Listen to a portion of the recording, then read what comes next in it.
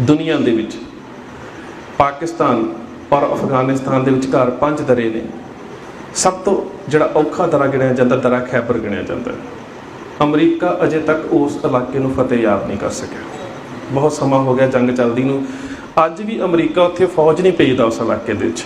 Pilot lace बिना pilot तो जिहड़े जहाज़ ने ड्रोन जिहड़े ने वो हमला करने वास्ते भेजे जाते हैं। दुनिया के जरनैलों के विच पहला जरनैल हरी सिंह होया जिहड़ा गुरदास सिंह उन्हां दा बेटा, जिसने सब तो पहला उस इलाके नूं फतेह कीता।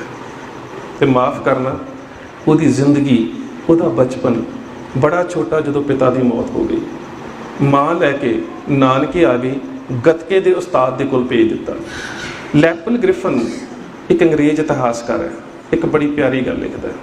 कहता उत्थे उसने गतके की विद्या सीखी।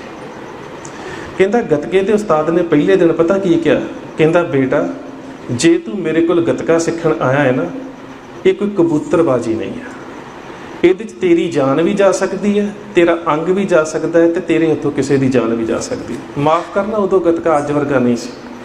जिहड़ा अज असीं मार्शल आर्ट नूं मैजिकल आर्ट बना दिता है ना, ट्यूबां भनणियां, अग्गां लाउणियां, उत्तों दी मोटरसाइकिल लंघाउणी, ये साडा गतका नहीं सी। मैदाने जंग 'च ये चीज़ां काम नहीं आउंदियां। गतका साडा मार्शल आर्ट सी, जो अज सानूं विखाया जा रहा है टैलीविजन के उपर, ये साडी उस वीर रस की शस्त्र परंपरा का विनाश किया जा रहा है।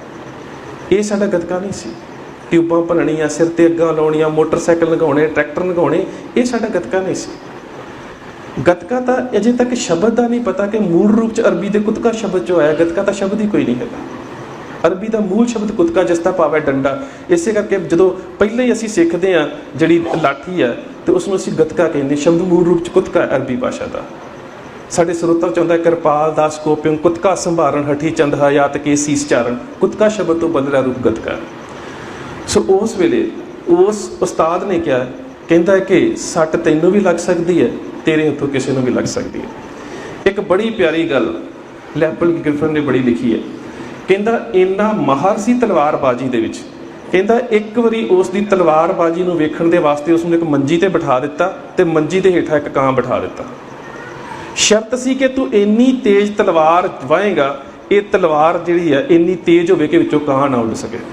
कहता उसने कुछ घड़ियां तलवार वाही, मंजी दे हेठों कां ना उड़ सकिया। इस गल का जिक्र अंग्रेजी की किताब चैंपियन ऑफ खालसा राज सानूं मिलता है। इसका मतलब उसकी तलवारबाजी, उसकी बहादरी, उसकी दृढ़ता कितनी होगी, जिहड़ा कि रणजीत सिंह ने सब तो पहला जिस वेले श्रीनगर नूं अपने इलाके च कीता, कश्मीर नूं ते उत्थों दा गवर्नर थापिया। हरी सिंह नलूआ ऐसा जरनैल सी जिस नूं महाराजा रणजीत सिंह ने अपने नाम का सिक्का चलाउण की इजाजत दी है। पर माफ़ करना, अज तो पूरी तरह के नाल इस चीज़ को खत्म कर दिता गया। एक बड़ी वड्डी विलक्षण घटना है जो असीं कहने हैं कि महाराजा रणजीत सिंह के जरनैल हरी सिंह नलूए ने जिस वे दरा खैबर से कब्जा किया, उस तो बाद हिंदुस्तान के उपर कोई हमला नहीं होया। वो कोई एवें जी गल नहीं है।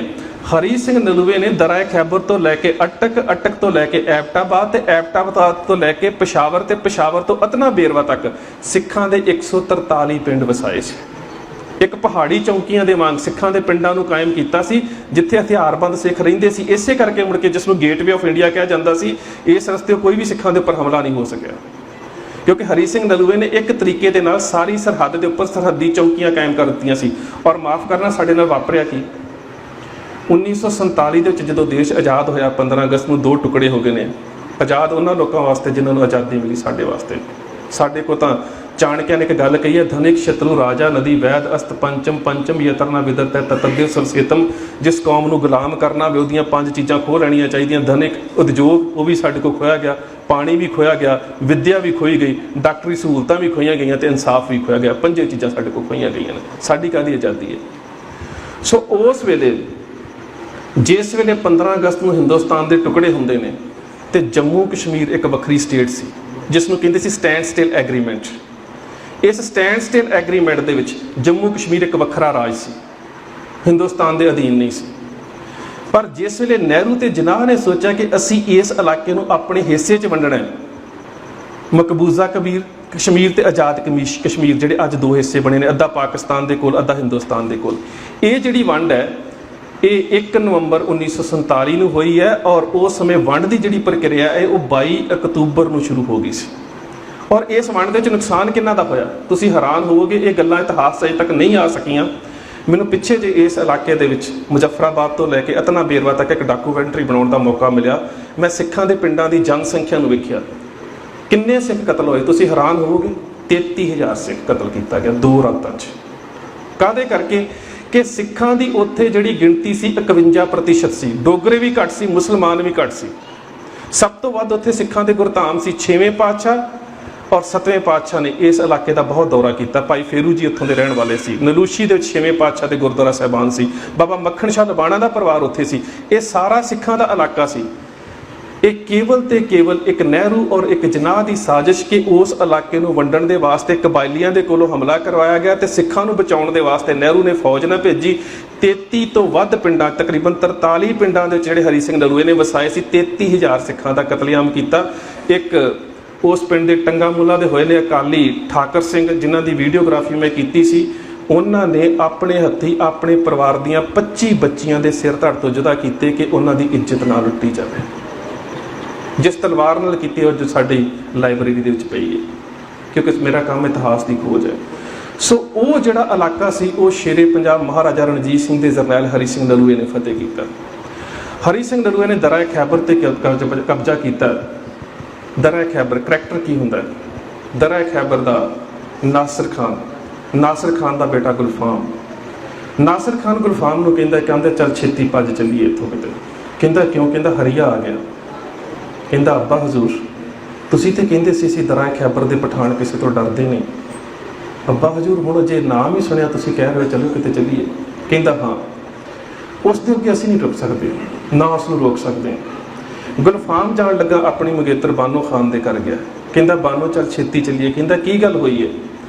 ਕਹਿੰਦਾ ਕਿ ਹਰੀ ਸਿੰਘ ਨਲੂਆ ਸਿੱਖਾਂ ਦਾ ਜਰਨੈਲ ਆ ਰਿਹਾ। ਕਹਿੰਦੀ ਉਹ ਗੁਲਫਾਮ ਮੈਂ ਤੇ ਤੇਰੇ ਨਾਲ ਨਿਕਾਹ ਕਰਨ ਵਾਸਤੇ ਤਿਆਰ ਹੀ ਇਸ ਕਰਕੇ ਹੋਈ ਸੀ ਕਿ ਤੂੰ ਬੜਾ ਬਹਾਦਰ ਹੈ। ਤੂੰ ਤੇ ਕਹਿੰਦਾ ਸੀ ਮੇਰੇ ਨੇਜੇ ਦੀ ਅਣੀ ਦੇ ਅੱਗੇ ਕੋਹ ਕਾਹ ਪਹਾੜ ਵੀ ਡਿੱਗ ਪੈਂਦੇ ਨੇ। ਤੂੰ ਤੇ ਕਹਿੰਦਾ ਸੀ ਜਦੋਂ ਮੈਂ ਕਮਾਨ ਦੇ ਵਿੱਚ ਤੀਰ ਲੈ ਕੇ ਕੰਨ ਤੱਕ ਖਿੱਚਦਾ ਤੇ ਦੁਸ਼ਮਣ ਆਪਣਾ ਕਫਨ ਮਹਿਸੂਸ ਕਰਦਾ। ਤੂੰ ਤੇ ਕਹਿੰਦਾ ਸੀ ਕਿ ਮੇਰਾ ਪੇਚ ਕਬਜ਼ ਹਰ ਸੰਜੋਗ ਨੂੰ ਚੀਰ ਦਿੰਦਾ ਹੈ। ਅਜੇ ਇੱਕ ਜਰਨੈਲ ਦਾ ਨਾਂ ਹੀ ਸੁਣਿਆ ਤੇ ਤੂੰ ਕਹਿ ਰਿਹਾ ਛੱਡ ਕੇ ਭੱਜ ਚੱਲੀਏ। ਖੈਰ ਉਸਨੂੰ ਛੱਡ ਕੇ ਨਾਲ ਲੈ ਕੇ ਚਲਾ ਗਿਆ, ਇਲਾਕਾ ਛੱਡ ਦਿੱਤਾ। ਇੱਕ ਕੰਦਰ ਦੇ ਵਿੱਚ ਬੈਠਾ ਤੇ ਉਸਦੀ ਮੰਗੇਤਰ ਸਵਾਲ ਕਰਦੀ, ਕਹਿੰਦੀ ਗੁਲਫਾਮ ਮੈਂ ਤੇ ਤੇਰੇ ਨਾਲ ਨਿਕਾਹ ਕਰਨ ਵਾਸਤੇ ਇਸ ਕਰਕੇ ਤਿਆਰ ਹੋਈ ਸੀ, ਬੜਾ ਬਹਾਦਰ ਜਰਨੈਲ। ਸੱਚ ਜਾਣੀ ਅੱਜ ਪਤਾ ਲੱਗਾ ਅੰਤਾਂ ਦਾ ਡਰਪੋਕ ਹੈ। ਹੁਣ ਤੇ ਮੈਂ ਉਸ ਜਰਨੈਲ ਨੂੰ ਵੇਖਣਾ ਚਾਹੁੰਦੀ ਹੈ ਜਿਸ ਤੋਂ ਤੂੰ ਡਰਦਾ ਹੈ। ਮੈਂ ਵੇਖਣਾ ਹਰੀ ਸਿੰਘ ਕੌਣ ਹੈ। ਨਾਸਰ ਖਾਨ ਕਹਿੰਦਾ ਬਾਨੋ ਪਰਾਈ ਕੌਮ ਦਾ ਸਰਦਾਰ ਹੈ। ਇਸ ਘਟਨਾ ਦਾ ਜ਼ਿਕਰ ਵੀ ਅੰਗਰੇਜ਼ੀ ਦੀ ਕਿਤਾਬ ਚੈਂਪੀਅਨ ਆਫ ਖਾਲਸਾ ਦੇ ਵਿੱਚ।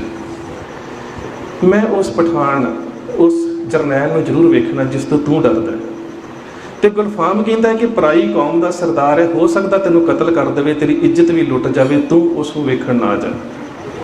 ਕਹਿੰਦੀ ਗੁਲਫਾਮ ਕੁਝ ਵੀ ਹੋ ਜਾਵੇ, ਚਾਹੇ ਇੱਜ਼ਤ ਜਾਵੇ ਚਾਹੇ ਜਾਨ ਜਾਵੇ, ਪਰ ਵੇਖਣਾ ਜ਼ਰੂਰ ਹੈ ਕਿ ਬਹਾਦਰ ਜਰਨੈਲ ਕਿਹੜਾ। ਆਪਣੇ ਮੰਗੇਤਰ ਦੀ ਬਾਂਹ ਛਡਾ ਕੇ ਪਹੁੰਚੀ ਉਸ ਸ਼ਮਿਆਨੇ ਦੇ ਵਿੱਚ ਜਿੱਥੇ ਕੌਮ ਦਾ ਜਰਨੈਲ ਹਰੀ ਸਿੰਘ ਨਲੂਆ ਬੈਠਾ ਸੀ।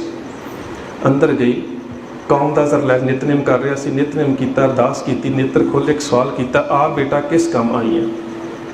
ਕਹਿੰਦੀ ਤੁਸੀਂ ਕੌਣ ਹੋ? ਕਹਿੰਦਾ ਗੁਰੂ ਨਾਨਕ ਦੇ ਸਿੱਖ। ਕਹਿੰਦੀ ਸਾਡੇ ਘਰ ਤੇ ਕਬਜ਼ਾ ਕਿਉਂ ਕੀਤਾ? ਕਹਿੰਦਾ ਬੇਟਾ ਅਸੀਂ ਕਿਸੇ ਦੇ ਘਰ ਤੇ ਕਬਜ਼ਾ ਨਹੀਂ ਕੀਤਾ, ਅਸੀਂ ਆਪਣੇ ਘਰ ਦੀ ਰੱਖਿਆ ਕੀਤੀ। ਇਹ ਵੀ ਦੁਨੀਆ ਦੇ ਵਿੱਚ ਇੱਕ ਮਿਸਾਲ ਹੈ। ਚੀਨ ਦੇ ਦੁਆਲੇ ਬਣੀ ਹੋਈ ਕੰਧ ਚੀਨ ਦੇ ਉੱਪਰ ਹੋਣ ਵਾਲੇ ਹਮਲਿਆਂ ਨੂੰ ਨਹੀਂ ਰੋਕ ਸਕੀ, ਪਰ ਜਦੋਂ ਖਾਲਸਾਈ ਨਿਸ਼ਾਨ ਦਰਾ ਖੈਬਰ ਤੇ ਝੁੱਲ ਗਿਆ ਉਸ ਤੋਂ ਬਾਅਦ ਇੱਕ ਵੀ ਹਮਲਾ ਹਿੰਦੁਸਤਾਨ ਤੇ ਨਹੀਂ ਹੋਇਆ। ਬੇਟਾ ਅਸੀਂ ਕਿਸੇ ਦੇ ਘਰ ਤੇ ਕਬਜ਼ਾ ਨਹੀਂ ਕੀਤਾ, ਅਸੀਂ ਆਪਣੇ ਘਰ ਦੀ ਰਾਖੀ ਕੀਤੀ ਹੈ। ਕਹਿੰਦੀ ਉਹ ਸਿੱਖਾਂ ਦੇ ਜਰਨੈਲਾਂ ਮੈਂ ਚਾਹੁੰਦੀ ਹਾਂ ਤੂੰ ਮੇਰੇ ਨਾਲ ਨਿਕਾਹ ਕਰ ਲਵੇਂ ਤੇ ਮੇਰੀ ਕੁੱਖ ਚੋਂ ਤੇਰੇ ਵਰਗਾ ਪੁੱਤਰ ਜਨਮ ਲਵੇ। ਕਹਿੰਦਾ ਬੇਟਾ ਆਪਣੇ ਖੁਦਾਵੰਦ ਦੇ ਅੱਗੇ ਅਰਦਾਸ ਕਰਿਆ ਕਰ, ਪੁੱਤਰ ਚਾਹੇ ਕਿਸੇ ਵੀ ਤਰ੍ਹਾਂ ਦਾ ਹੋਵੇ, ਚੰਗੇ ਅਖਲਾਕ ਦਾ ਮਾਲਕ ਹੋਵੇ। ਜਦੋਂ ਕਲਗੀਧਰ ਪਾਤਸ਼ਾਹ ਗੁਰੂ ਗੋਬਿੰਦ ਸਿੰਘ ਮਹਾਰਾਜ ਦੀ ਸਿਫਤ ਕਰਦੇ ਨੇ ਭਾਈ ਨੰਦ ਲਾਲ ਤੇ ਇੱਕ ਗੱਲ ਕਹਿੰਦੇ ਨੇ, ਸ਼ਾਮਲ ਲਾ ਅਸ਼ਫਾਕ ਗੁਰੂ ਗੋਬਿੰਦ ਸਿੰਘ, ਕਾਮੁਲ ਅਖਲਾਕ ਗੁਰੂ ਗੋਬਿੰਦ ਸਿੰਘ, ਕਿ ਗੁਰੂ ਗੋਬਿੰਦ ਸਿੰਘ ਮਹਾਰਾਜ ਦਾ ਕਿਰਦਾਰ ਇੰਨਾ ਉੱਚਾ ਜਿਹਨੂੰ ਨਾ ਲਿਖਿਆ ਜਾ ਸਕਦਾ ਤੇ ਨਾ ਬੋਲਿਆ ਜਾ ਸਕਦਾ। ਉਸੇ ਕਿਰਦਾਰ ਨੂੰ, ਉਸੇ ਅਖਲਾਕ ਨੂੰ ਕਲਗੀਧਰ ਪਾਤਸ਼ਾਹ ਨੇ ਖਾਲਸੇ 'ਚ ਰੱਖ ਦਿੱਤਾ। ਹਾਂ ਖਾਲਸੇ ਕੋ ਖਾਲਸਾ ਮੇਰੋ ਓਤ ਪੋਤ ਸਾਗਰ ਬੰਦੇ ਨੂੰ, ਮੇਰੇ ਤੇ ਖਾਲਸੇ 'ਚ ਕੋਈ ਪਿੰਨ ਨਹੀਂ। ਹਰੀ ਸਿੰਘ ਨਲੂਆ ਕਹਿ ਰਿਹਾ ਕਹਿੰਦਾ ਕਿ ਪੁੱਤਰ ਦੀ ਸ਼ਕਲ ਜਿਹੋ ਜੀ ਮਰਜ਼ੀ ਹੋਵੇ, ਬਾਨੋ ਆਪਣੇ ਖੁਦਾਵੰਦ ਕਰੀਮ ਦੇ ਅੱਗੇ ਦੁਆ ਕਰਿਆ ਕਰ, ਪੁੱਤਰ ਚੰਗੇ ਇਖਲਾਕ ਦਾ ਮਾਲਕ ਹੋਵੇ। ਕਹਿੰਦੀ ਉਹ ਸਿੱਖਾਂ ਦੇ ਜਰਨੈਲ, ਤੂੰ ਸਮਝਿਆ ਨਹੀਂ, ਮੈਂ ਚਾਹੁੰਦੀ ਹਾਂ ਤੂੰ ਮੇਰੇ ਨਾਲ ਨਿਕਾਹ ਕਰ ਲਵੇਂ ਤੇ ਮੇਰੀ ਕੁੱਖ 'ਚੋਂ ਤੇਰਾ ਪੁੱਤਰ ਜਨਮ ਲਵੇ। ਮੈਂ ਕਿਸੇ ਬਹਾਦਰ ਦੇ ਨਾਲ ਨਿਕਾਹ ਕਰਾਉਣਾ ਚਾਹੁੰਦੀ ਸੀ।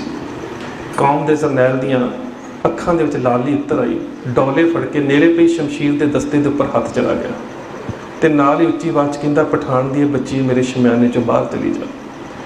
ਬਾਹਰ ਜਾਣ ਲੱਗੀ ਬਾਨੋ ਨਾਂ ਦੀ ਉਹ ਪਠਾਣੀ ਅੱਖਾਂ ਦੇ ਵਿੱਚ ਹੰਝੂ ਲੈ ਕੇ ਪਿੱਛੇ ਨੂੰ ਮੁੜ ਕੇ ਵੇਖਦੀ ਹੈ, ਕਹਿੰਦੀ ਉਹ ਸਿੱਖਾਂ ਦੇ ਜਰਨੈਲ, ਮੈਂ ਤੇ ਸੁਣਿਆ ਸੀ ਗੁਰੂ ਨਾਨਕ ਦੇ ਦਰ ਤੋਂ ਕੋਈ ਖਾਲੀ ਨਹੀਂ ਗਿਆ, ਅੱਜ ਇੱਕ ਪਠਾਨ ਦੀ ਬੱਚੀ ਗੁਰੂ ਨਾਨਕ ਦੇ ਜਰਨੈਲ ਦੇ ਦਰ ਤੋਂ ਖਾਲੀ ਜਾ ਰਹੀ ਹੈ। ਕਹਿੰਦਾ ਰੁਕ ਜਾ। ਰੁਕ ਗਈ, ਕੋਲੇ ਪਈ ਚਾਦਰ ਨੂੰ ਚੁੱਕ ਕੇ ਉਸਦੇ ਸਿਰ ਤੇ ਰੱਖ ਕੇ ਕਹਿੰਦਾ, ਬਾਨੋ ਤੂੰ ਕਹਿੰਦੀ ਸੀ ਨਾ ਤੇਰੀ ਕੁੱਖ ਦੇ ਵਿੱਚੋਂ ਹਰੀ ਸਿੰਘ ਨਲੂਏ ਵਰਗਾ ਜਰਨੈਲ ਜਨਮ ਲਵੇ, ਅੱਜ ਤੋਂ ਹਰੀ ਸਿੰਘ ਨਲੂਆ ਤੇਰਾ ਪੁੱਤਰ ਹੈ, ਤੂੰ ਮੇਰੀ ਧਰਮ ਦੀ ਮਾਤਾ।